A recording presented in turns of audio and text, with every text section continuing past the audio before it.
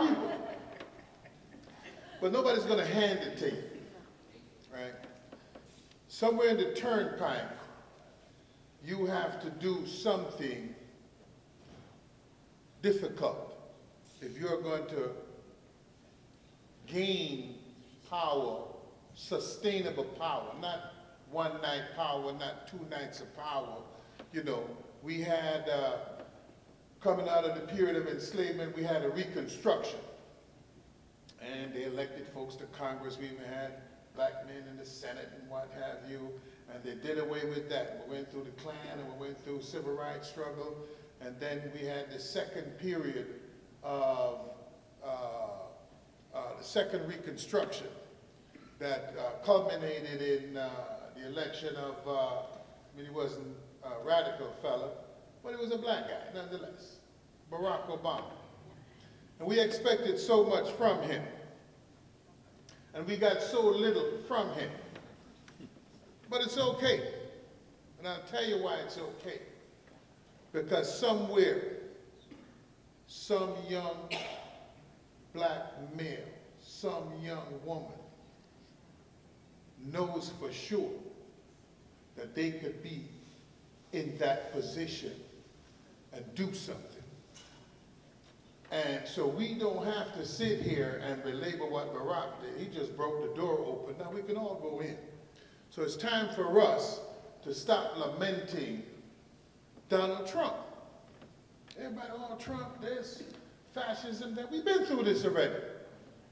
This is not new to the struggle of working people across the world to confront fascism in Spain, in Italy, in Germany. Now you're getting it in America. Welcome to the world. I'm with the Teamsters. And we used to be a strong organization. My brother Clarence came to New York in December of last year and reminded us about the struggles in Minneapolis in 1934 and how powerful that was. But he also talked about how the cops beat people and kill people. None of them were black. They were all white. If you go to Jamaica, cops kill people. None of them cops are white, they're black, and they kill black folks.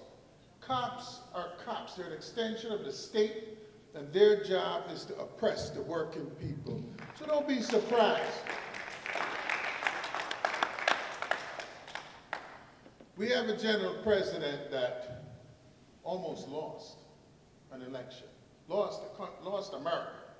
And if it wasn't for the people in Canada, Teamsters Canada, he would have lost the entire game, and he would not be general president today. So there says something is happening in this country. Bernie Sanders, Donald Trump, there's something happening in this country, and the question is, are we, and by we I mean trade unionists, community activists, people who have an interest in the working class rising up, are we going to capture what's happening, or are we just going to be crying? Because this is a moment of opportunity whether we see it or not. Because someone is not talking to the working class, and Donald Trump is the reaction of the labor movement not addressing the needs of the working class and collaborating with the Democrats to their own detriment. That's right. What we enjoy today in labor did not come because we were Democrats, did not come because we were Republicans. It came because we had our membership in our palm. We had the power to talk to our membership. Our membership listened to what we said. We were able to mobilize, go in the street, and get the things that we have today. We lost it in the boardroom. We lost it in smoky rooms, talking to Democrats and corporate elite and hobnobbing with the rich and famous.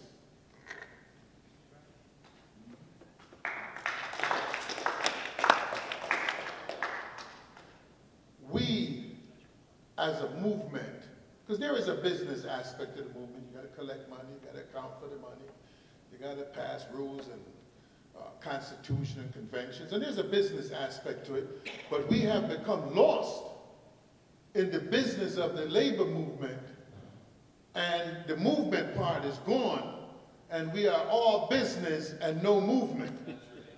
So everything that we gained, everything that was gained in Minneapolis, that was gained in San Francisco in '34, that was gained in the strikes of '37, that was gained throughout the battles and people dying in Kentucky and West Virginia with the miners, we are losing that today. And if we don't do something different, we are going to lose it all. And we are going to go back to square one. So we are about 6.something%, what have you like that. If we don't stand with flock, we're going to lose it. If we don't stand with the workers in Mexico, if we don't stand with the women in India, if we don't stand with the people in Nicaragua, if we don't stand with the people in Cuba, if we don't stand with the Palestinians, we working class people globally. This is not an American problem. This is a global problem. This is a global assault on the working class, country to country to country. This is not a time to meet and talk to Hillary. This is not a time to meet and talk to Nancy. This is not a time to meet and talk to, what's my man out of North South Carolina? Oh, Clyburn. This is not a time for them. This is a time for teamsters, longshoremen, postal workers, name them. This is a time for us to start to go back into the street, start to go back in the shop, start to get our members on board, start to get them to understand what does a living wage mean, what does single payer mean, what does it mean to have a pension, what does it mean, because any of you in here that have a pension should be in the street blowing a trumpet to let the youth know why you want a pension and not a 401k.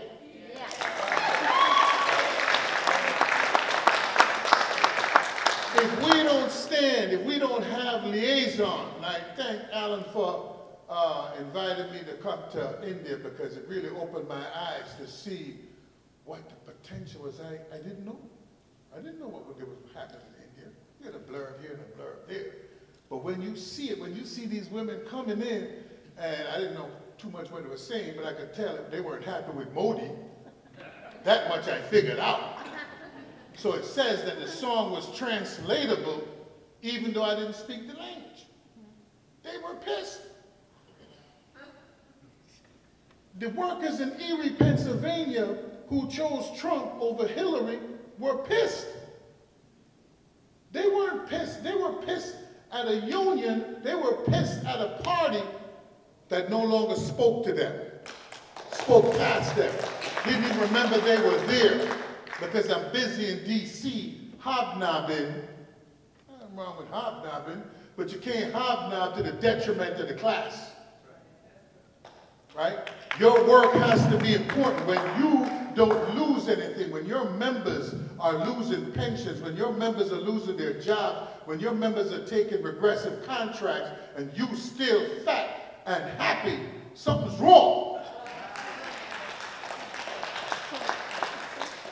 You can't be doing so well that you are so disconnected from the pain of your members that you can't even talk to them about it. You need to research it and hold up a thing and read it and miss yourself on the page and forget what the hell you were talking about and have a teleprompter and have some advisors. That means that you are not a part of the struggle, because if you're a part of the struggle, then you don't need to read from a book because you're living it, breathing it, eating it, digesting it day and night. And this is not a battle that we're going to win by Local 10 alone. Local 10 alone can't be just shutting down ports if the rest of us are eating hamburgers. That's right. And having cookout. In our contracts now, we started to demand May 1st as a holiday. We have started to change those contracts that still allow us to have what was known as Columbus Day to Indigenous Peoples Day. And the guy says, Chris, what is this Indigenous people? He didn't even know what it meant. That's cool. That's cool.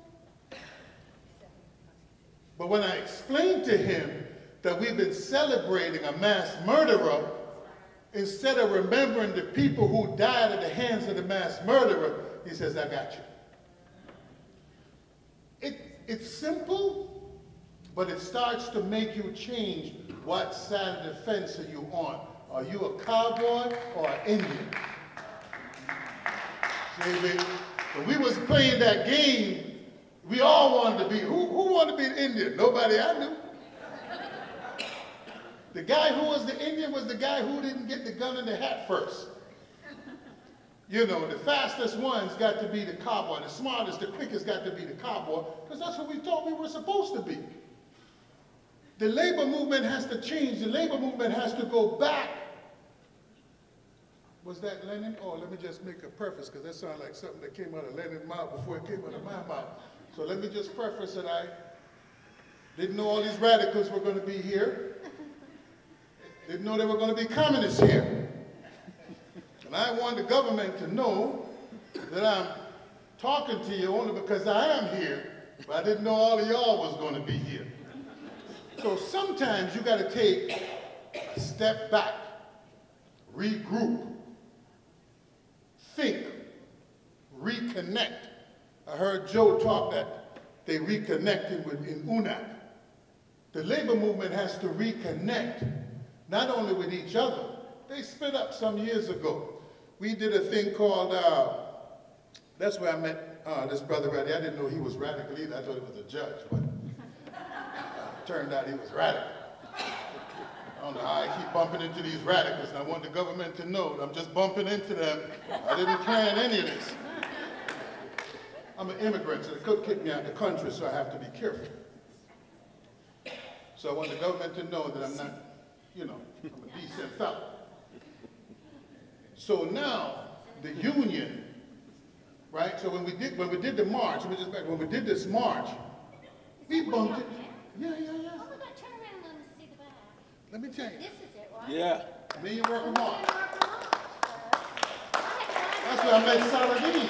That's where I met Allen. That's where I met all these radicals. I didn't know they were radical at the time. I was there. Yeah, I met you too. I didn't know y'all were radical. I thought I was going to D.C. to look at the statue and the monuments. So in doing this, what did we bump up on? The Union and the Democratic Party had turned its back on dues-paying members who had made a demand. And they said, yo, man, it ain't the right time. As if to say, we can predict when the right time is. When is it time to wake up and struggle? Or do we have to be in continuous struggle until the wall breaks down? That's right. See? So we run into this thing. They say it wasn't the right time. We said, well, thank you very much. We're going to do what we got to do anyway. And we did what we had to do anyway. And I'll tell you that that action in 2004 has led to everything you see going on today, because there was a point where there was nothing happening. And it actually triggered people to start to think, we got to do something. Because people came from, wasn't a million people, but it was a million people who could see it on C-SPAN, that could hear and understand that there was a need to not listen to a Democrat or a Republican or the Union for that matter. Because let me tell you something, in 2005, there was a split. Not only did John Kerry lose, the one they were spending all their money on, not only did he lose, but they split. The FFL-CIO split. Change to win. I'm not sure who's on the left and the right, but they're both on the right, right? Yeah. Change to win and the AFFL. And from that time till now, two of them are so embarrassed, they won't even go back to the AFFL, even though everything they do is with the AFFL, right? So it just tells you the lunacy of what came out. So it says that we were on the right path, okay? So now we have to go back and move this labor movement from a rank and file basis. We have to get to the membership and start to talk to them and start to get them to understand the critical time that we're in, because workers, when confronted by fear, when confronted by an opposing force, tends to choose either to go towards a fascist or towards socialism. We have to get them to choose socialism.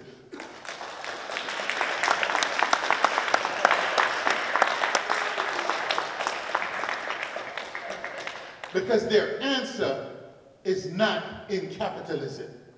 Capitalism requires exploitation. Capitalism tells you, let me take a job to Vietnam, a guy we used to hate one week. You remember that guy? Capitalism takes jobs to Mexico. You remember, we don't even like them either. Capitalism takes jobs to Indonesia. It takes jobs anywhere. What was that guy, Jack Welch? Jack Welch was the godfather of the corporate elite. And they asked Jack once, hey, Jack, where's the best place to put a factory? And Jack says, on a barge. On a barge, Jack? Why would you put a factory on a barge? That don't make no sense. He says, because you can move the barge from country to country to take advantage of the cheapest labor that you can find. Not the best labor, not high quality work, just cheap. They move in work from Seattle to South Carolina, not because of anything other than I could get a guy in South Carolina who's been hunting squirrel for the past 3 years to now have a regular job, and he's too dumb to figure out that the job is worth $30 an hour. And desperation is making them do it for 15 and 16 and they're happy. No pension. No lifetime medical coverage. So we have to remind the youth, we have to remind workers that it is possible. Free education is possible because it existed before. You just got to tax some people.